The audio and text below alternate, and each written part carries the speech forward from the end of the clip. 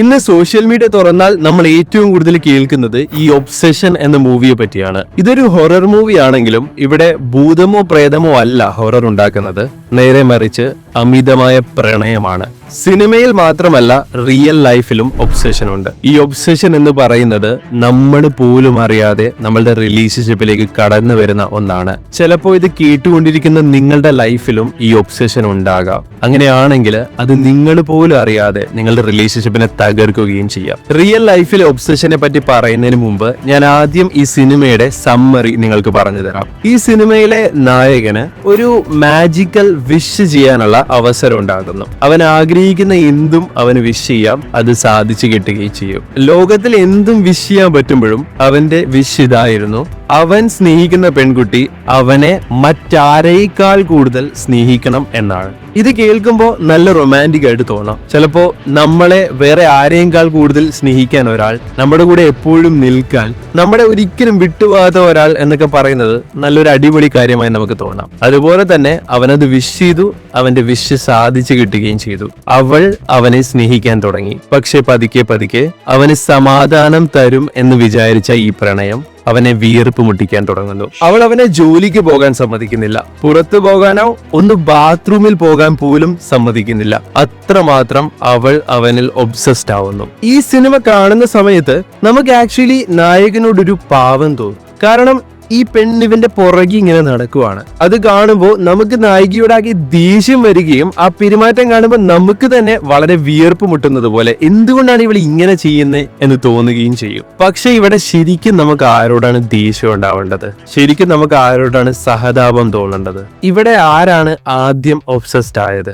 Actually പറയുകയാണെങ്കിൽ അവന്റെ obsession കാരണമല്ലേ അവള് ഒബ്സസ്ഡ് ആയത്. വളരെ സമാധാനത്തോടെ ജീവിച്ച അവളെ അവനല്ലേ ഇങ്ങനെയാക്കിയത്. എന്നിട്ടും ഈ സിനിമയിൽ നമുക്ക് അവനോടല്ലേ പാവം തോന്നുന്നത്. ഇതില് അവളുടെ ഒബ്സഷൻ വളരെ വിസിബിൾ ആണ്, നല്ല ക്ലിയർ ആയിട്ട് കാണാൻ പറ്റും. പക്ഷെ അവന്റെ ഒബ്സഷൻ ഒട്ടും വിസിബിൾ അല്ല, അത് അവനിൽ തന്നെ ഉറങ്ങിക്കിടക്കുവാണ്. അവൾ അവനെ ഒരുപാട് ഉപദ്രവിച്ചിട്ടും സമാധാനം കളഞ്ഞിട്ടും ഇത്രയും വീർപ്പ് മുട്ടിച്ചിട്ട് പോലും അവൻ പിന്നെയും പിന്നെയും അവളുടെ അടുത്തേക്ക് തന്നെ തിരിച്ചു വരുന്നതും നിങ്ങൾക്ക് കാണാൻ പറ്റും. അവനെ പോലെ തന്നെ നമ്മളിൽ കുറെ ആൾക്കാരും ഇതിൽ അകപ്പെട്ടു പോകാറുണ്ട്. സ്നേഹം എന്ന പേര് പറഞ്ഞ് നമ്മൾ ഇതിനെല്ലാം ന്യായീകരിക്കാറുമുണ്ട്.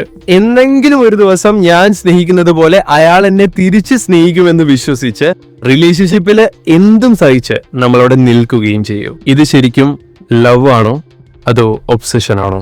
ഇത് ആക്ച്വലി നമ്മളുടെ റിയൽ ലൈഫിൽ സംഭവിക്കുന്ന കാര്യമല്ലേ? ഇത് കേൾക്കുന്ന ചിലപ്പോൾ നിങ്ങൾ ഓരോരുത്തരും ഇതിലൂടെ കടന്നു പോകുന്നുണ്ടാകാം. ഇവിടെ നമുക്ക് ആക്ച്വലി രണ്ടു തരം ഒബ്സഷൻ കാണാൻ പറ്റും. ഒന്ന്, ആദ്യം ഒബ്സസ്ഡ് ആയ നായകനെ പോലെ, അതായത് തെരഞ്ഞെടുക്കാൻ മറ്റൊരാൾക്ക് ചോയ്സ് പോലും കൊടുക്കാതെ ഞാൻ അയാളെ സ്നേഹിക്കുന്നത് കൊണ്ട് അയാൾ എന്നെയും തിരിച്ച് സ്നേഹിക്കണം എന്നുള്ളത്. നമ്മൾ പല ആൾക്കാരും അവനെ പോലെയല്ലേ യൂട്യൂബിലും ഇൻസ്റ്റഗ്രാമിലും ഒക്കെ നമ്മൾ സ്നേഹിക്കുന്നവര് നമ്മളെ തിരിച്ച് സ്നേഹിക്കാനുള്ള ട്രിക്കുകൾ അന്വേഷിച്ച് പോവാറില്ലേ? ബ്രേക്കപ്പ് കഴിഞ്ഞിട്ടുണ്ടെങ്കിൽ എക്സിനെ എങ്ങനെ തിരിച്ചു കൊണ്ടുവരാം എന്നുള്ള വഴികൾ നമ്മൾ അന്വേഷിക്കില്ലേ? ചില ആൾക്കാര് ജ്യോത്സ്യന്മാരെയും പ്രാർത്ഥനകളും നോമ്പുകളും നോക്കാറില്ലേ? വേറെ കുറെ ആൾക്കാർ ലോ ഓഫ് അട്രാക്ഷനിലും മാനിഫെസ്റ്റേഷനിലും ഡിപ്പെൻഡ് ചെയ്യും. എങ്ങനെയെങ്കിലും അവര് തിരിച്ചു വരണം. അവർക്ക് തിരിച്ചു വരാൻ ആഗ്രഹം ഇല്ലെങ്കിലും അവര് തിരിച്ചു വരണം, കാരണം എനിക്ക് അവരോട് ഇഷ്ടമുണ്ട് ആൻഡ് അവരെന്റെ കൂടെ ആണെങ്കിൽ അവർ ഹാപ്പി ആയിരിക്കും എന്നുള്ള വിശ്വാസം. അവരില്ലാതെ എനിക്ക് പറ്റില്ല, അതുകൊണ്ട് അവരെന്റെ ലൈഫിൽ ഉണ്ടായേ പറ്റൂ. അവര് ഹാപ്പി ആണെങ്കിലും അല്ലെങ്കിലും ഞാൻ ഹാപ്പി ആകണം എന്നല്ലേ ഇവിടെ പറയാതെ പറയുന്നത്. ഇനി രണ്ടാമത്തെ തരം ഒബ്സഷൻ ആണ് നമ്മൾ നായികയിൽ കാണുന്നത്. നായികയെ പോലെ തന്നെ നമ്മുടെ പല ആൾക്കാരും അങ്ങനെ ആയിരിക്കാം. ഒരു റിലേഷൻഷിപ്പിലായി കഴിയുമ്പോൾ നമ്മൾ സ്നേഹിക്കുന്ന ആൾ നമ്മൾ ഉപേക്ഷിച്ച് പോകോ എന്നുള്ള പേടി കാരണം ചിലപ്പോ അവരെ പുറത്തു പോകാൻ നമ്മൾ സമ്മതിക്കില്ല. അല്ലെങ്കിൽ അവരവരുടെ ഫ്രണ്ട്സിന്റെ കൂടെ സംസാരിക്കുമ്പോൾ നമുക്ക് നമ്മുടെ ഉള്ളിൽ ഒരു അസൂയ വരുന്നു. അവരുടെ ഫോൺ ചെക്ക് ചെയ്യാൻ തോന്നുന്നു. അവരുടെ ഇൻസ്റ്റാഗ്രാം പാസ്വേഡ് നമ്മൾ ചോദിക്കുന്നു. ഇനി ഫോൺ വിളിച്ചിട്ട് എടുത്തില്ലെങ്കിൽ 1000 തവണ അവരെ പിന്നെയും പിന്നെയും വിളിക്കുന്നു. ഇങ്ങനെയും ചെയ്യുന്ന ഒരുപാട് ആൾക്കാരെ നിങ്ങൾ കണ്ടിട്ടില്ലേ? ആൻഡ് ഇതൊക്കെ ശരിക്കും ഇഷ്ടമാണോ അതോ ഒബ്സഷൻ ആണോ?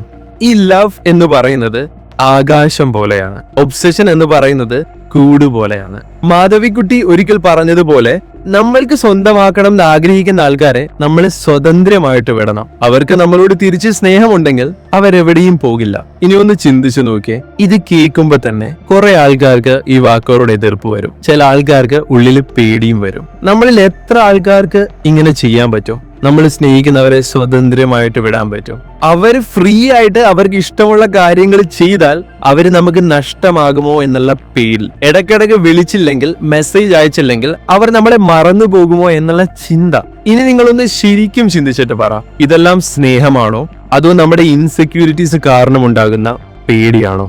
ട്രിക്കുകൾ ഉപയോഗിച്ചോ മാജിക് കാണിച്ചോ കിട്ടുന്ന ഒരു സാധനമല്ല സ്നേഹം എന്ന് പറയുന്നത്. അങ്ങനെയാണെങ്കിൽ സമാധാനം തരുമെന്ന് വിശ്വസിക്കുന്ന ഈ സ്നേഹം തന്നെ നമ്മളുടെ സമാധാനം കളയുകയും ചെയ്യും. ആൻഡ് അങ്ങനെയുള്ള സ്നേഹം കാരണം അവർ നമ്മളിൽ നിന്ന് അകന്നു പോവുകയും ചെയ്യും. ഈ പ്രശ്നങ്ങളുടെ എല്ലാം കാരണം എന്താ നിങ്ങൾക്കറിയോ? നമ്മളുടെ ചൈൽഡ്ഹുഡ് ട്രോമയും നമ്മുടെ ഇൻസെക്യൂരിറ്റീസും ഒക്കെയാണ്. ഇത് മനസ്സിലാക്കിയത് കൊണ്ട് മാത്രം പോരാ, പലപ്പോഴും ഇത് നിങ്ങൾ സ്വന്തമായിട്ട് മാറ്റാൻ ശ്രമിക്കും. എന്നാൽ കുറച്ചു കഴിയുമ്പോൾ നിങ്ങൾ പിന്നെയും പഴയ പോലെ ആകുന്നത് നിങ്ങൾക്ക് കാണാൻ പറ്റും. ഇവിടെ നിങ്ങൾക്ക് ഏറ്റവും കൂടുതൽ ആവശ്യം ഒരു പ്രൊഫഷണൽ ഹെൽപ്പാണ്. ഒരു സൈക്കോളജിസ്റ്റിന് നിങ്ങളെ ഉറപ്പായിട്ടും ഹെൽപ്പ് ചെയ്യാൻ പറ്റും. കാരണം ഇതിനെപ്പറ്റിയെല്ലാം കൃത്യമായിട്ട് പഠിച്ചവരാണ് സൈക്കോളജിസ്റ്റ്. നമ്മുടെ ഈ ഇൻസെക്യൂരിറ്റീസ് ഒക്കെ തന്നെ മാറുമെന്ന് നിങ്ങൾ വിചാരിക്കുന്നുണ്ടെങ്കിൽ പതുക്കെ പതുക്കെ നമ്മുടെ ഓരോ റിലേഷൻഷിപ്പിലും നമുക്കത് മനസ്സിലാകും, അത് നമ്മളെ ഒരുപാട് അഫക്ട് ചെയ്യുന്നുണ്ടെന്ന്. അതുകൊണ്ട് തന്നെ CBT പോലെയുള്ള സൈക്കോ തെറാപ്പികൾ നിങ്ങളെ ഹെൽപ്പ് ചെയ്യും. നിങ്ങളുടെ ലൈഫ് കുറച്ചുകൂടി ബെറ്റർ ആക്കാൻ, നിങ്ങളുടെ റിലേഷൻഷിപ്പ് ഹാപ്പി ആക്കാൻ നിങ്ങളെ സഹായിക്കുന്നതായിരിക്കും. So try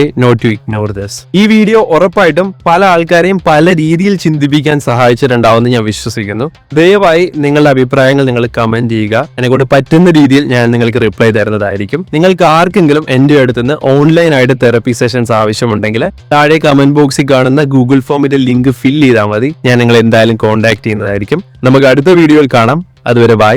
thank you so much.